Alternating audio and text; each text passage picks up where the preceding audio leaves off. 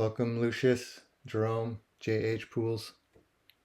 Just going to give her a couple minutes to let the room fill up.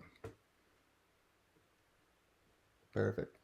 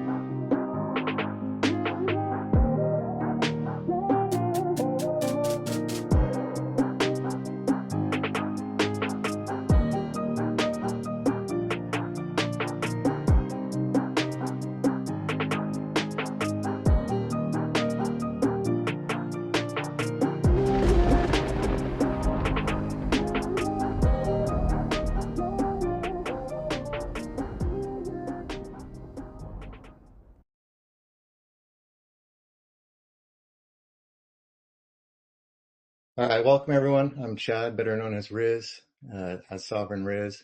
And I have Marco here, better known as VETest, or at VETest_2017. And he's joining me, and if we're lucky, we might even get Reggie to stop in. But we're going to break this up into kind of two episodes.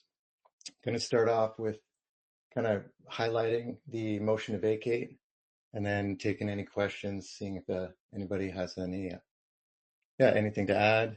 And then we're going to follow it up with some smart metal talk. So, Marco, welcome. Thanks, Riz. Looking forward to the discussion. How you doing today? Oh, pretty good. Pretty good. I just What's going on? I just had a thunderstorm roll through, so I'm hoping the power's going to stay on. It flickered a few times, but I think we're going to be all right. All right. So I guess I'm just going to jump right into this. For those that haven't seen my recent article, I kind of did a summary on the motion to vacate, and I followed that up with a video. I guess I'll throw some links down below if you guys want to check that out later. But just to recap that real quickly, we got some new evidence that was presented in the motion to vacate, or actually in the memorandum in support of the motion. And one of those was Jason Siebert's declaration, and that's Reggie's attorney. And it's basically in his declaration, he stated that Tenreiro threatened to enforce unserved subpoenas. He also asked for a formal order of investigation, but Tenreiro said he would need magic language to provide such a thing. And then the SEC acknowledged unpublished modifications to the enforcement manual that impaired the defendant's due process rights, but the SEC refused to provide these updates. And then in that same declaration, Jason Siebert said that Tenreiro mocked Middleton during an interview and also tried to impeach Reggie using a fabricated document or a forged document. So that's some of the evidence that was presented in Jason Siebert's declaration. And then we've got the Kraken account. So there's plenty of instances of fraud that Jason could have pulled from. But he really focused on the Kraken account because you really only need to prove fraud once. So one of the things that I noticed that was pretty interesting is Tenreiro basically admitted that the Kraken account was business addresses. So basically he said here in the TRO transcript, the blockchain addresses are, I suppose, business addresses. The only person who controls that is him. And that's a direct quote from Tenreiro. And in that same transcript, Judge Hall, who chose to freeze the assets or issue the TRO, did so only on business accounts. And while they were reviewing all the business accounts, Tenreiro, it seems, was a little slick and basically kind of slipped the Kraken account in there. So proving, again, that it's a corporate or business account. So Judge Hall said, can someone tell me, with respect to the Kraken account, is that a traditional bank account? And Tenreiro answered, it's not a traditional bank account, but an account that we can serve a freeze order on. So basically kind of over speaking and almost nudging Hall with, falsified evidence, if you will. Also provided in the memo. Actually, before I get onto that, worth noting is the TRO transcript. All this here that I just quoted was on August 12th, 2019. And Patrick Doody, his second declaration was submitted 10 days later, where he corrected the record, his first declaration, basically stating that the Kraken account was actually titled under the name Veritaseum LLC. So he corrected it and stated that it was in fact a corporate account. And this is a big deal because this is the whole reason why they issued the temporary restraining order. They were basically trying to say that Reggie was dissipating assets from the business to a personal account, where he was sending them overseas and basically funneling the money into personal accounts. So the whole thing is unfounded and made up. Roseanne Daniello even confirmed that in her declarations. And then, so basically the point I was trying to make is Doody's second declaration was submitted on August 22nd, 10 days after this TRO transcript. And on the same day, Tenreiro, Sutha Manant, and Karen Willenkin, they filed their memorandum of law in support of the freeze or the temporary restraining order. And in there, they never corrected the record. So they kept going on the assumption that it was a corporate account. And by freezing the assets, they basically denied Reggie any ability to mount any kind of defense. So that basically forced him into a consent judgment where he neither admitted or denied the allegations against him, and basically settled. He was forced to settle. So other things that were mentioned in the memorandum of support and the motion was witness coercion. So we have two witnesses that have come forward and signed affidavits. And then we also have some similarities to Debtbox that were mentioned. So some of you may know Debtbox was sanctioned by the SEC for $1.8 million for lying to the court in an attempt to approve a TRO, very similar to what happened to Reggie. And this highlights a pattern of misconduct in the SEC. And so that's pretty much the main points that were taken from the memorandum of support and the motion to vacate the case, or the settlement. Actually, it's trying to vacate the settlement. Another thing that was mentioned is fraud on the court has no time limit. So I guess they're getting ready to assume that the SEC is going to try and argue that there is a time limit, or that it's been 5.5, almost 6 years now since that settlement was done. So they're going to probably try and argue that, it's over some kind of time limit. But I believe it was Pumphrey versus Thompson Tool Co. I'm going to have to read that again, but I believe it was in there basically stating that if fraud is so egregious, there is no time limit. You can revisit the judgment. So basically further to that, we've got the dates. So we see here on May 30th, this is when the motion to vacate was actually filed, along with Jason Siebert's declaration and the memorandum in support of the motion. And the SEC basically has until June 20th to respond if they choose to. There is a chance they could respond and request for more time, but as it stands, June 20th is their response date, with June 27th being the defendant's response to the SEC's response, if any. So that is basically the motion to vacate in a very brief, quick nutshell, trying to catch everybody up who may have not read the article or seen the video yet. But from that, does anybody have any questions, comments? Does anybody have any input? Well, just a couple thoughts, Riz. Just sort of thinking it through from their side. They're in a bit of a pickle because, if there's documented fraud, right, and they don't go after that, right? In other words, they don't honor Reggie's request to vacate. They push back and fight. Essentially, they're fighting on the side of corruption and the bad guys, right? I mean, that's the way I take it. Yeah, they would basically be defending the fraud on the court. And And it's really telling to me, just a regular layperson, that all of the attorneys that were involved in that are gone. They're not even employees for the SEC anymore. So whether they left on their own or they had a nudge doesn't really matter. Seems something happened and somebody cleaned house there. So I don't know. Maybe that's a good sign. Hard to say. yeah, I like to think it's a good sign. I mean, there's a few good signs here.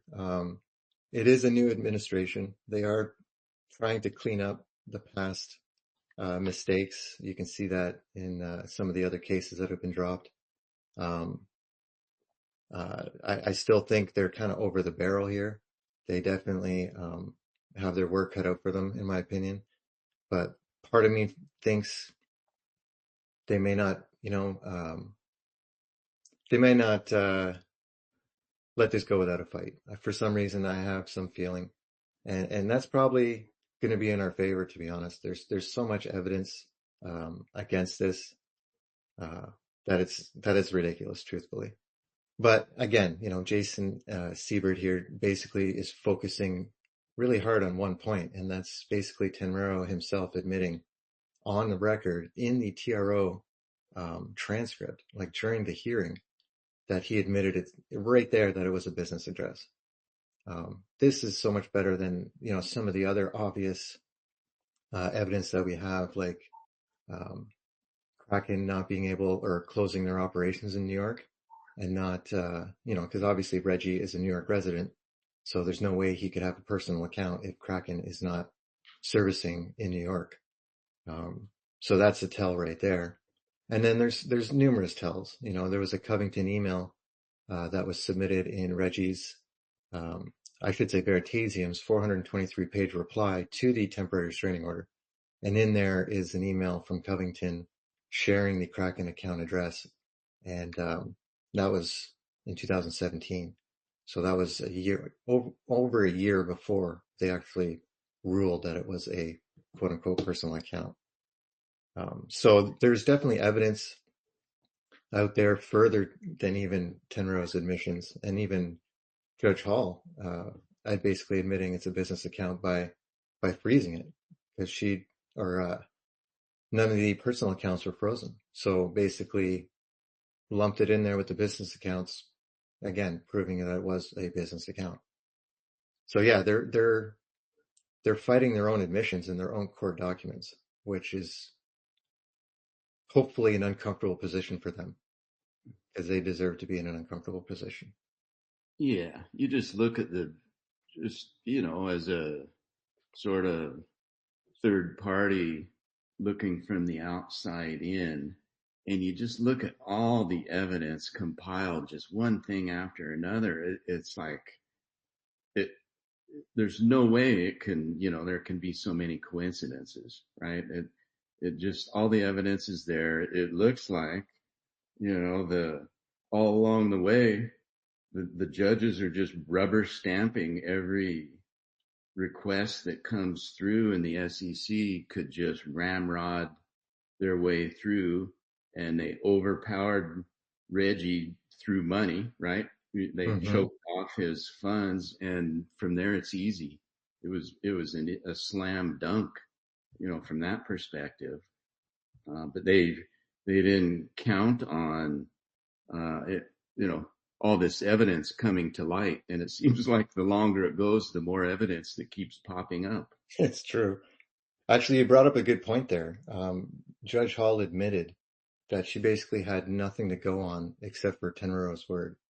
So in that same TRO transcript, she basically admits that she was ruling on Tenreiro's word. So,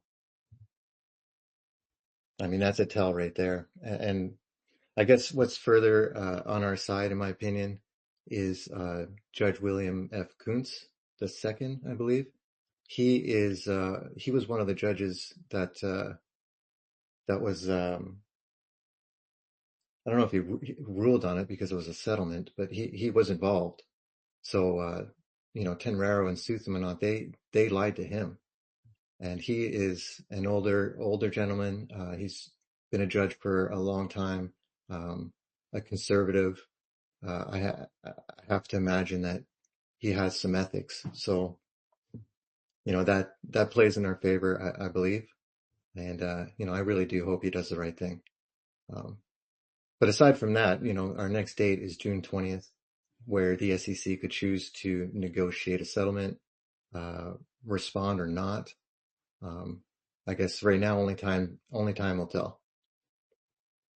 Yeah, yeah, that's true. They personally, I think the odds of kicking out the date are fairly high, but they one thing though, that's the to give the SEC, I guess, a fair shake. If they overturn this, that's a bit of a precedent, right? I mean, they've been vacating a lot of cases, but they're all pretty much active in progress.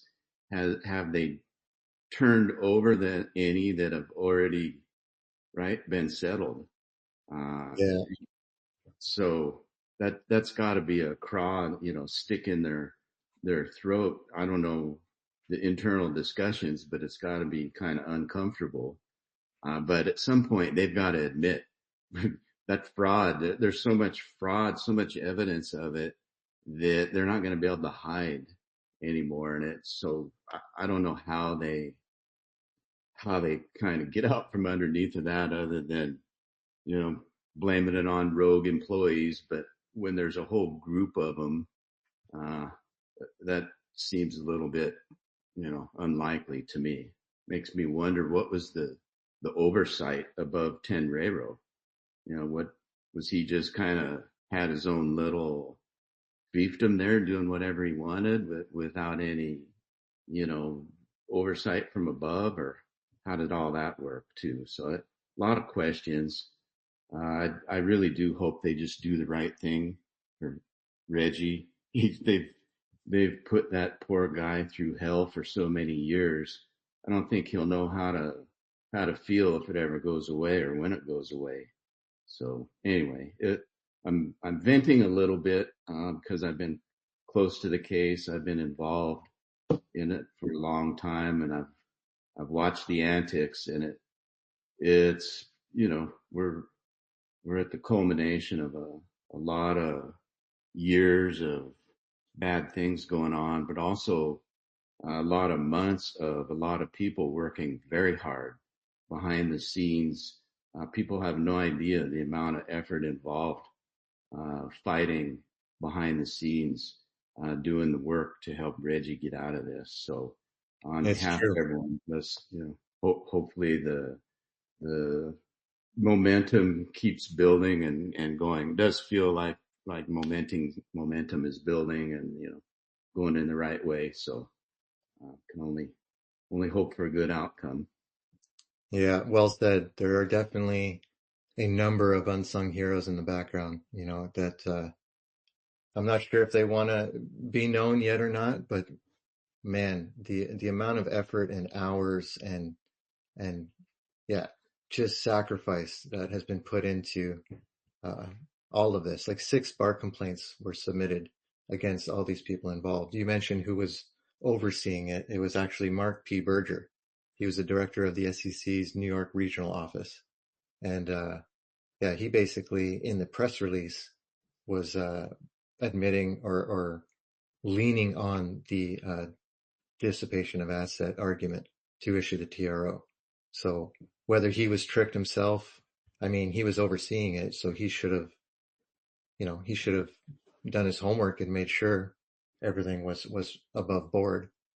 But yeah, he was one of 6 people that have gotten bar complaints submitted against him because of this case. So we've got, Tenreiro himself, and then Victor Soothmanont, who was basically the other lead counsel in the case, and Karen Willenkin, along with John Enright, and he was part of the cyber unit for the SEC, and Laura Shalov Marabon. So that's 6 bar complaints that came from this case. Hopefully we'll see some action from that. But like you said, most of them have left already, starting other careers at new law firms. Well, let's hope, justice follows them and catches up, because this is disgusting. Seeing, if they go on and recreate the same kind of, environments that they did in this case, they deserved their own. Well, I'll just say they earned their own karma. So Yeah. wish them well. Well, what's funny about this, and everyone just assuming because of this case that, Reggie was a fraudster. I mean, the thought of that is ridiculous. I mean, the guy has 7 patents. He back in 2013, 2014, he patented low trust, zero trust value transfer, the devices, systems, and methods to facilitate low trust and zero trust value transfer. So he's basically got the patents that underpin DeFi and a lot of updates that have been put into Bitcoin and Ethereum, and we could go down the list, and I'm sure we will one day, but yeah, I mean, he's got some pretty valuable patents. So why would he waste his time trying to defraud a couple token holders? The whole premise is ridiculous, and you got to wonder what hand is behind all this. I mean, you can only assume. Right. I've seen a lot of the results of the hidden hand action, i.e. Jamaica Stock Exchange and other situations, but hopefully we flushed them out. And well, you bring up the Jamaican Stock Exchange. I actually did a post on this.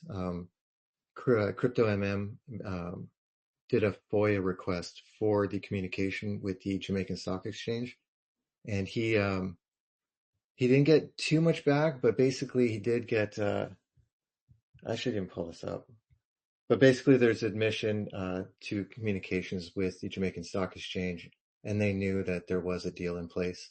The memorandum of understanding between Reggie or Veritaseum and the Jamaican Stock Exchange was actually sent to Jorge Tenreiro, so he had a copy of it. But further to that, there was also the Nigerian Stock Exchange, where there was actually a joint venture agreement in place with a stamp seal, you know what I mean, signed and sealed by the Nigerian Stock Exchange. So, I mean, that's a deal in place when they said there were no deals in place. So when do the regulators they just come in and take action on their own as things are, as they're investigating? Looks like he's doing a couple deals here. Let's see if we can sidetrack those along the way. I mean, I just find it incredible. yeah, Come in and blow up deals like that the unseen hidden hand, and it doesn't come out, until we all kind of knew and suspected, but it took a while for all the actual news to come out. sure. And I'm just going to assume here, because I'm no legal expert. I got to make that clear. I'm just a skateboarder who finds this story super interesting. And I'm sharing what I'm learning. But I mean, I got so excited, I've even forgot my point. But just the whole thing is ridiculous to me. I mean, well, there's what's that saying? We even have one. We have the benefactor in here that sunlight disinfects, right? Let's put some light on this situation and expose it to sunlight and see if it still is, see if it makes as much sense as it did when they originally did it. mm-hmm. Well said. And sunlight disinfects. Welcome. And welcome Reggie. Well, sunlight, if you want to say anything, I just sent you an invite. I'm not sure if you have anything to add or want to say. If you do, come on up. And welcome, Reggie. I also sent you an invite to speak. And if anyone has any questions, Reggie is here. I'm sure he can't say much about the case. Partly why I'm trying to cover it as much as I can to give it some publicity. But if anybody has any questions, please raise your hand and I'll send you an invite to speak. Michael, welcome.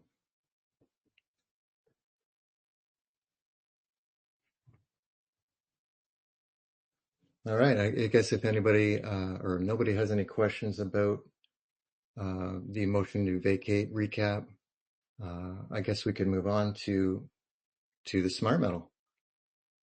So again, Reggie, welcome. I sent you an invite if you want to come and join us. And Marco, is there anything you want to kick off for the smart metal discussion? Yeah, smart metal, lots going on there. I think everyone's aware. A couple of weeks ago, we started opening up the activations for the NFTs, and that's gone pretty well overall. We've had a couple of issues. Early on, we had some scanning issues. Some of the phones hardware/software had an issue with the reverse side QR code. It's actually a denser code. So we came up with a workaround, and Reggie's crack dev team put out a fix release really quick, version 1.1 of the activation app. And what that did was add in the ability to, we call it manual scanning, use a third party or a built-in scanning feature rather than trying to scan the QR code through MetaMask. And that solved the issue, or it gave us a viable workaround. So that's no longer an issue. And then another one came up today. We have had a couple of, I'll call it a concern, not even an issue, of when people activate, the NFT doesn't automatically show up in their MetaMask wallet. And so if people are interested in looking at it in their MetaMask wallet, we have an import procedure that'll import it into MetaMask. And then we had a different flavor of, I can't view my NFT. Today came up. What happened, the user they sent it into their Ledger Live wallet, which is a good, it's a hardware wallet. It's a good place to store your NFTs and all your other coins. I use the Trezor hard wallet myself, but the Ledger Live apparently has a situation where on the base chain, you're unable to view your NFT through the Ledger Live wallet. So if anyone listening does have a Ledger Live wallet, we have a workaround for that in our knowledge base. So don't worry, your NFT is there after activation. It's just that in rare cases you're unable to view it. So working through those issues, that's going fairly smoothly. Riz, we did, to help us out, we in pretty short order stood up a help desk system and attached it into the websites, so that if anyone does experience any issues down the road, just go up to the top right corner of veridao.io, and there's a little headset icon. You can click on that icon and it'll bring you into the knowledge base and the ticketing system, where if you have an issue, you can open a ticket, or you can do research on an issue if you can't view your NFT, for example. There's multiple articles in there to provide assistance on that. So that was a big help. That just allows us to be more efficient, because as you noted, we are all volunteers here.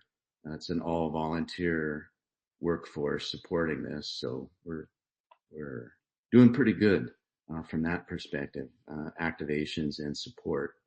And then I guess in terms of activations, it's slow and steady is how I'd call it now. We're up to 32 activations. Fairly good progress. There are a couple a day come in, but that's about 0.5% of the total. The total amount that could be activated is the full minting of 6,566. And we've sold approximately half. I don't know how many have shipped, but a pretty good chunk are out. But right now, there's not a big incentive to activate quite yet. The early adopters certainly getting in, and they're helping us with fleshing out the system and getting everybody up to speed. So I'd say for a brand new app and environment just dropping a couple weeks ago, things are in remarkably good shape. I agree. And as you said, this is a volunteer effort, and this is a fundraising effort to help Reggie with some of his legal fees. There is actually an amicus brief that the VERI DAO is working on filing with or in Reggie's case to go with his motion to vacate, and something like that does take money as well. So, we're hoping we can raise it through the sales of the smart metal, or donations. So you're welcome to donate, but let's be honest, you buy a smart metal round, you're getting a piece of history here, and some potentially groundbreaking tech. So, it's pretty exciting to me, and I'm pretty thankful to have you with us, Marco, and walking us through it, because I've been so buried in the legal side of things. Some of this stuff has kind of slipped by me. So I definitely appreciate you joining us and walking everybody through the process.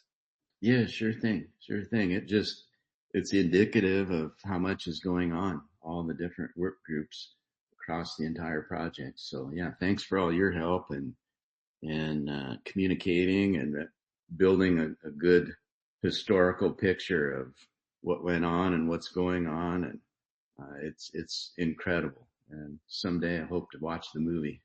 Right? Well, for me, I've said it before, and it's the main reason for my avatar here, the Nikola Tesla. We're reliving, or they say history doesn't repeat, but it often rhymes. And, Tesla invented a disruptive way to distribute or decentralize energy. And, he was shut down. He was smeared by the media. He was attacked with lawfare. Very, very similar to what's going on with Reggie. And I know Reggie can't comment on it, but I'm going to say it anyway. Are we seeing this happen again? Are we going to wait 100 years to realize that Reggie invented something that could save us or circumvent the current financial chaos? I don't want to wait 100 years to find out. So I'm going to try and help fight now. And that's why I'm here. But Reggie, welcome. I'm not sure if you wanted to say anything about smart metal. We kind of got off topic there. I'll answer questions, and I can make an announcement since nobody probably knows what's going on in my head. The next couple of days, we're going to get down to the nitty gritty of developing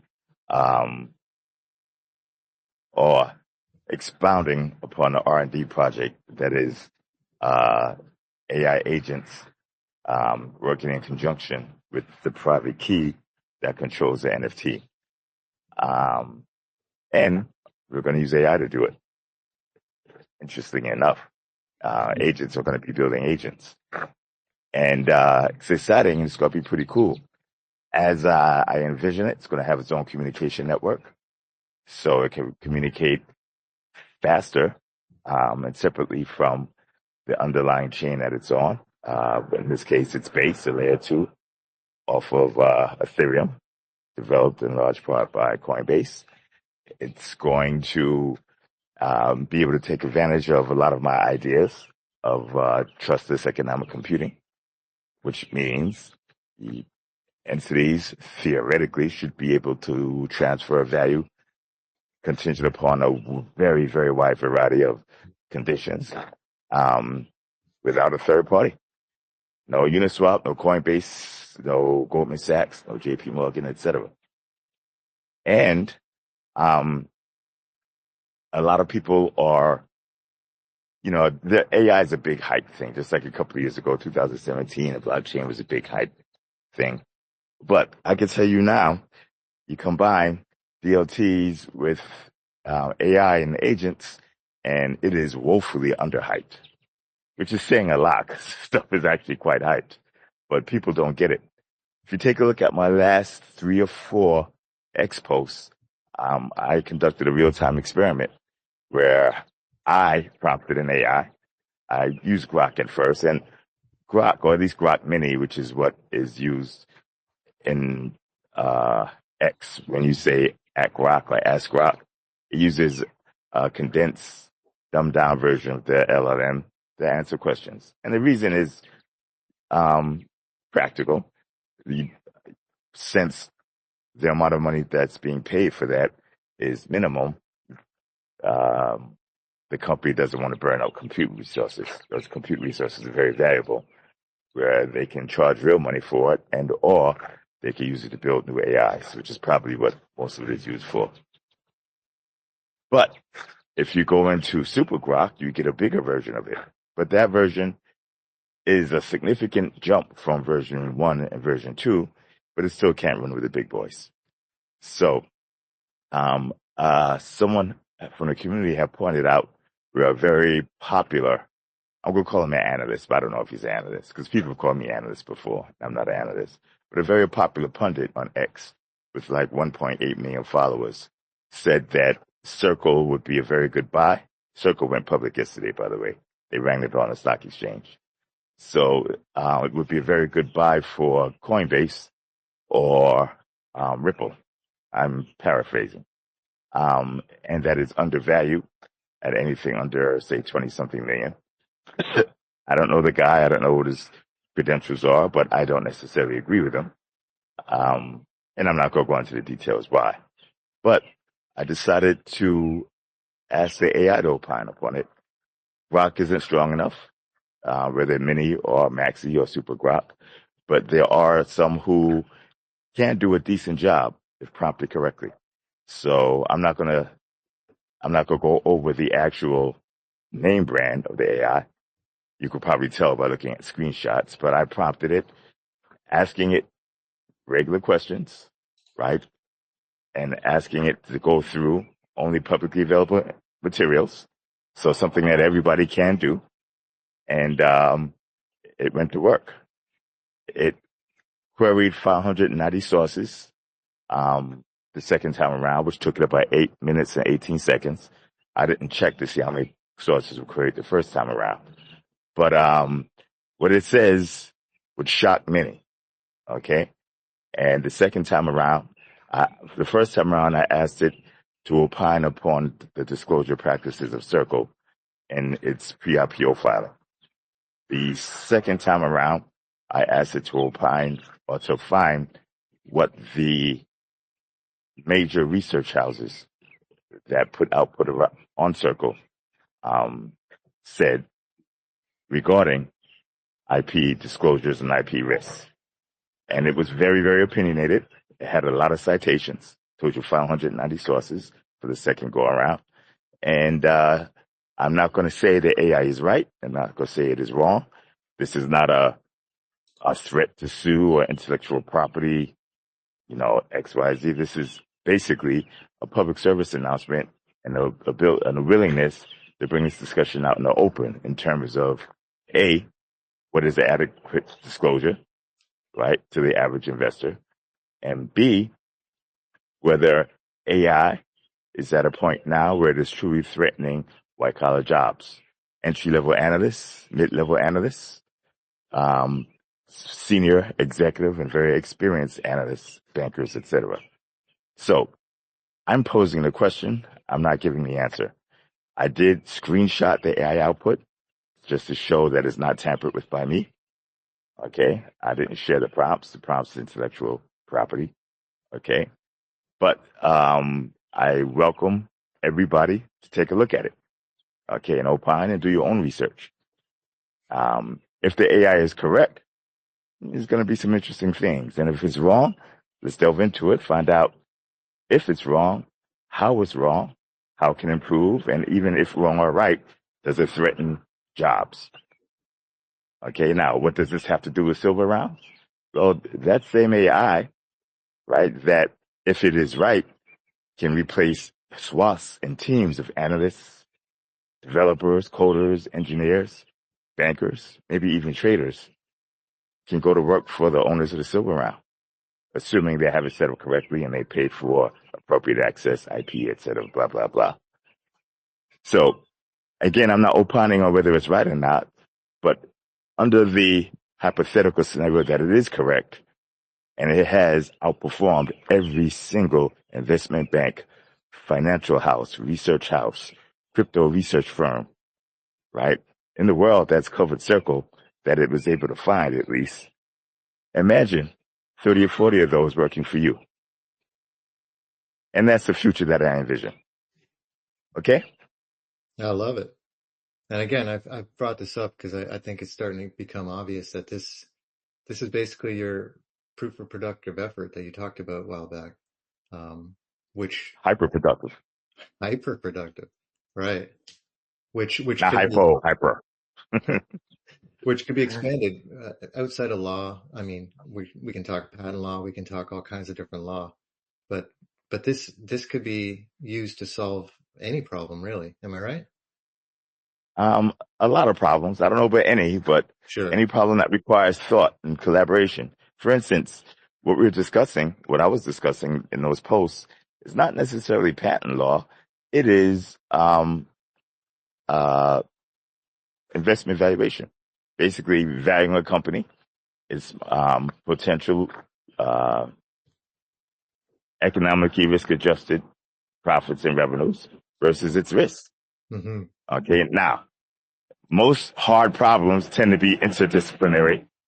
So to understand the risks, you do have to understand a little bit about patent law, right? And to understand the patent portion, you have to understand a little bit about the technology that is being patented. So here you have to understand finance and valuation, securities law, patent law, blockchain and distributed technologies, and business, as well as securities law. Those are a lot of disciplines. Now, if you're the type who has, 30 years experience, in a one world silo of expertise, that's good. Okay. But you're also at risk because that's where the AI can do its thing. Now, you'd probably outperform this entire crop of frontier models. Frontier models are the models at the front, the bleeding edge. Okay. Would you better do that over the next 2 iteration of models, which should be about February? So when people say there's going to be significant job losses, I agree. Okay. With a caveat. Well, asterisk, I'll get to that in a minute. But not 10 years from now, not 5 years from now, not 3 years from now. February. 2 months after Christmas. Okay.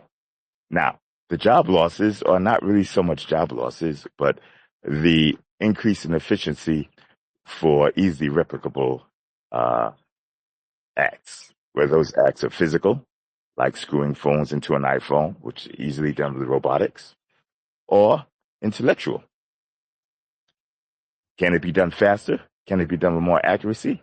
Can it be done without the conventional confirmation bias?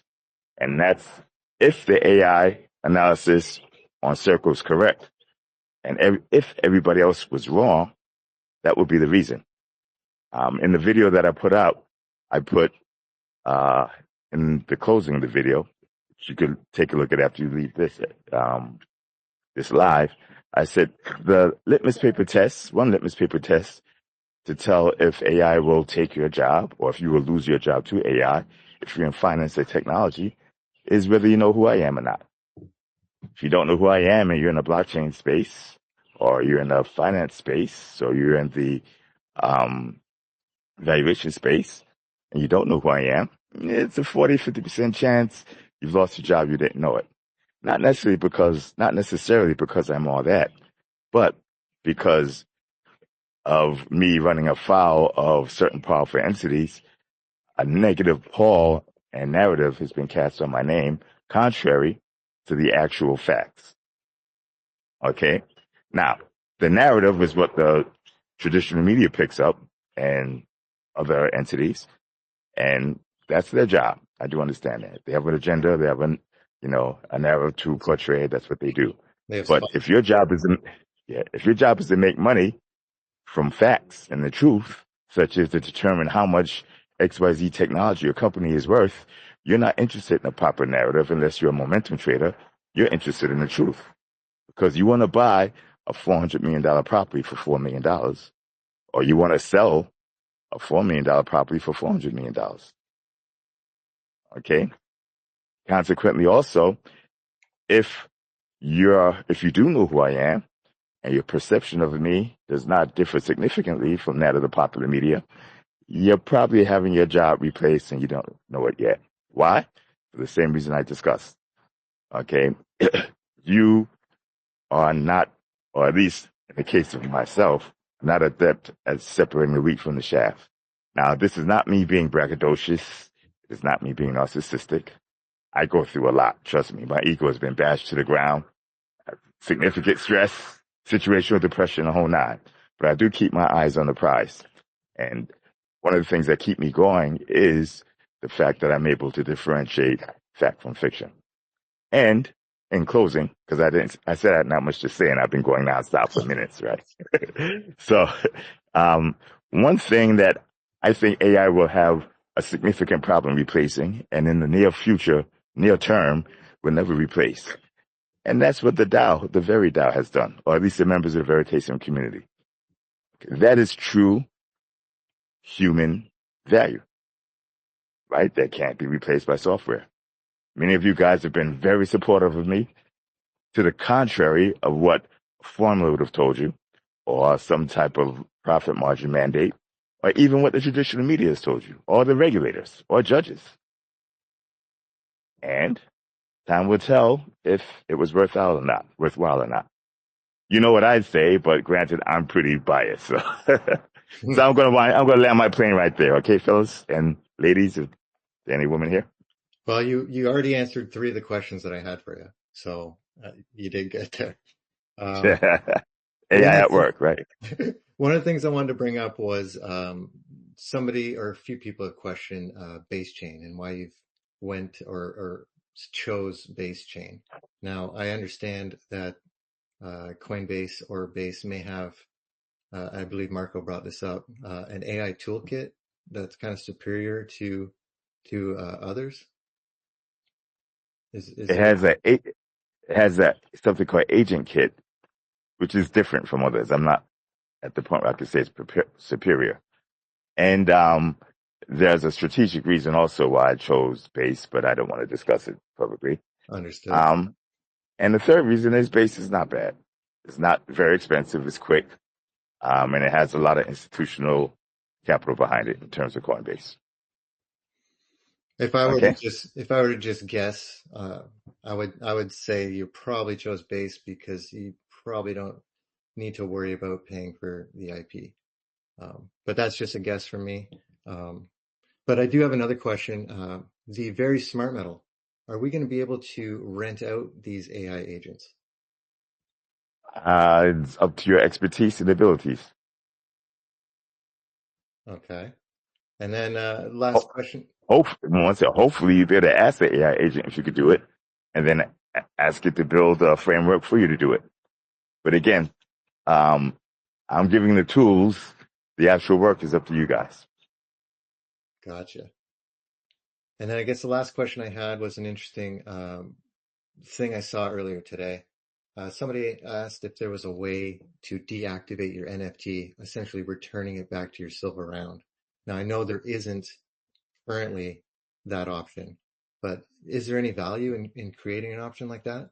Is that something you would even want to consider? I don't think that could be done because what you have is a secret. And once you expose that secret to a contract, that secret is used to create a private key, which is now yours. So you can't uncreate the private key. And the secret is already exposed. So if you're able to return to the secret, you have a security risk anyway, which I don't think you can, but you wouldn't want to even if you could do it. Yeah, that makes sense. That makes sense. Marco, is there anything you want to add or ask?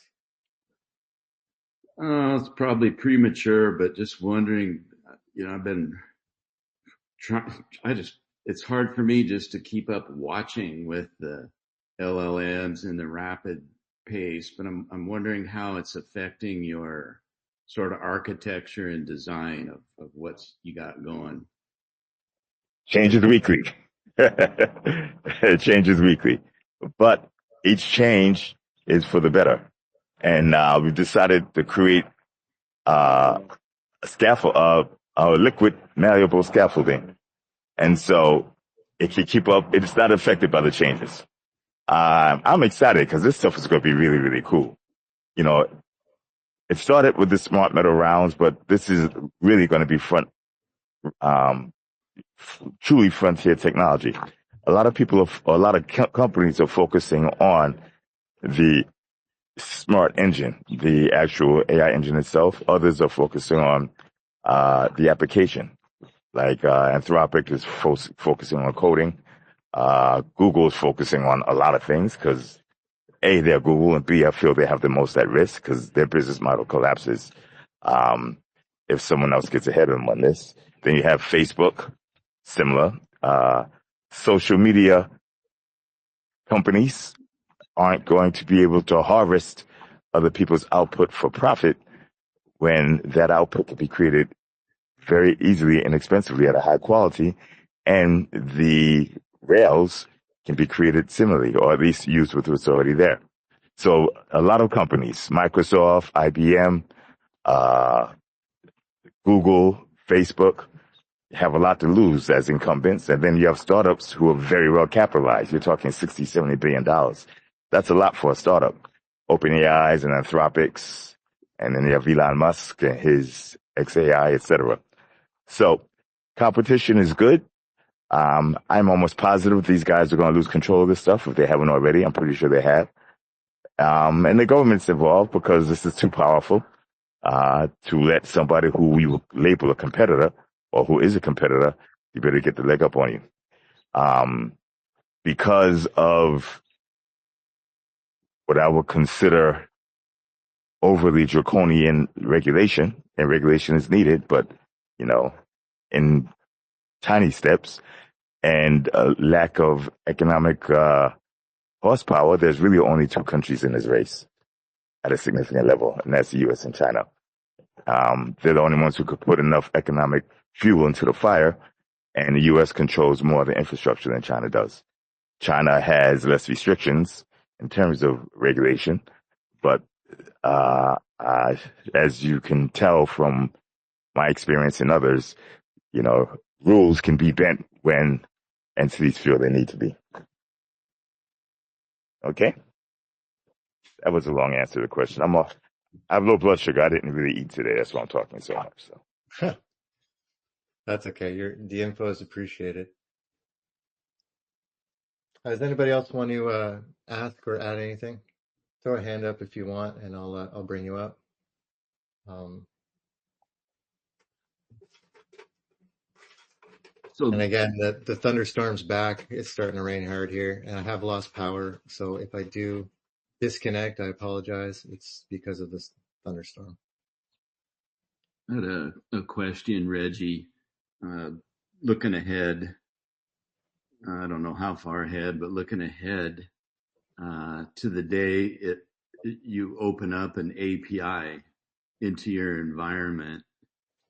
I'm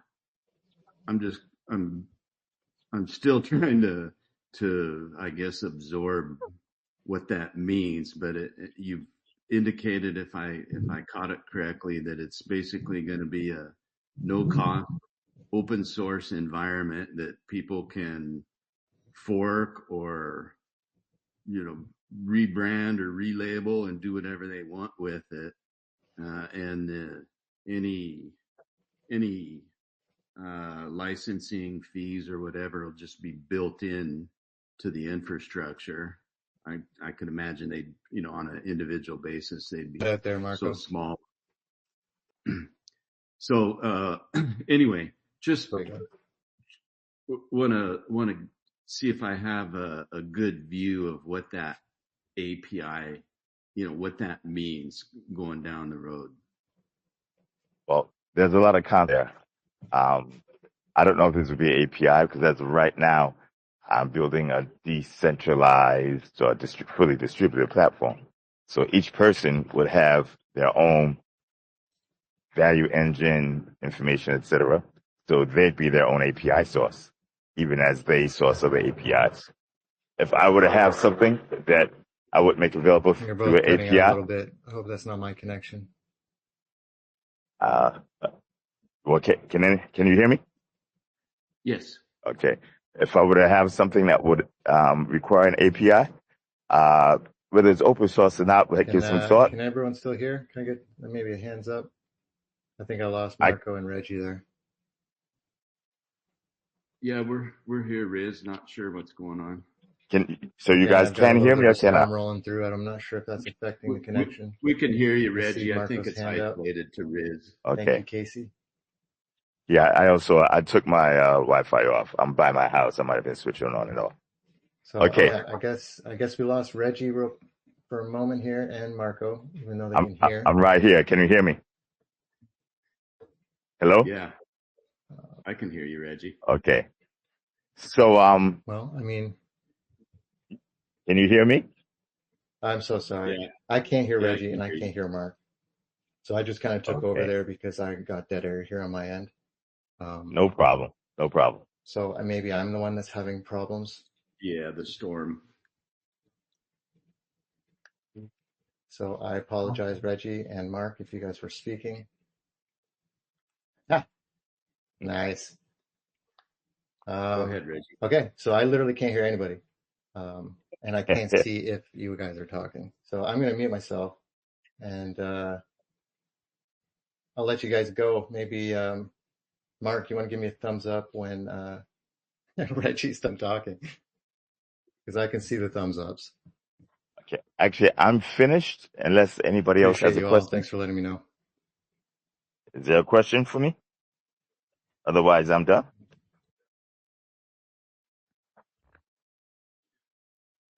Okay. I hear silence. So either nobody can hear me or there are no questions. So I'm going to sign off. We can hear you. Thank you, Reggie. Appreciate your dropping by and giving us your wisdom. Okay. Oh, wait, hold on. There's a couple questions. We've got Jerome. I'm going to approve him. Go ahead, Jerome. And then we've got John Doe on deck.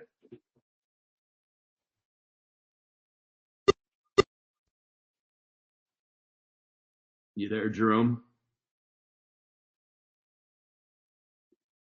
Okay, we'll go on to John Doe. John Doe, you're up. Hello. Ordered one. I heard I was wondering myself about activating that, and then I heard you mention, can you deactivate it? So is it better just to not activate that metal, or? Well, it depends on your goals, but yeah, if your goal was to or is to keep it as an unboxed collectible that's never been touched, you probably wouldn't want to activate it. But if your goal is to utilize the NFT and the hopefully upcoming agent that's associated with your NFT, then you would want to activate it. Okay. Well, I guess my goal was to just support Reggie. I have no idea. This is really my first purchase into crypto, if you will, but I just wanted to support, but I didn't know if it was better to activate it or not activate it. So I guess then that's easy. Get another one and activate one and keep one. Yeah, right. I'll work on that. Okay. Thank you. All right. I'd like to say thank you for the voter support and confidence. It's greatly appreciated. You're so welcome. Thank you for all that you're doing, and keep up the great work. I shall try. Thank you, John Doe. Thank you. All right. Any other questions? Jerome, you still there? Got a question? Or anyone else? Going on last call. All right, Reggie, you're a free man. Thank you so much. Appreciate your time. And thank you, everybody. Remember, Wall Street analysts and bankers, software engineers and coders, I can see them being replaced relatively short term. You guys, I don't think software can do it. It's one thing about the human spirit. It is its own creature and can't be encapsulated in the software, at least not to my knowledge. But let's keep our eyes open just in case, okay? Absolutely. Okay. Au revoir. Sayonara, zaijian. Goodbye. Peace. Thanks, everyone. Take care. All right, looks like everyone just wrapped it up. I lost connection, and thank you, Marco. Thank you, Reggie, for joining us. Yeah, thank you all for joining us, and I guess we'll see you next week.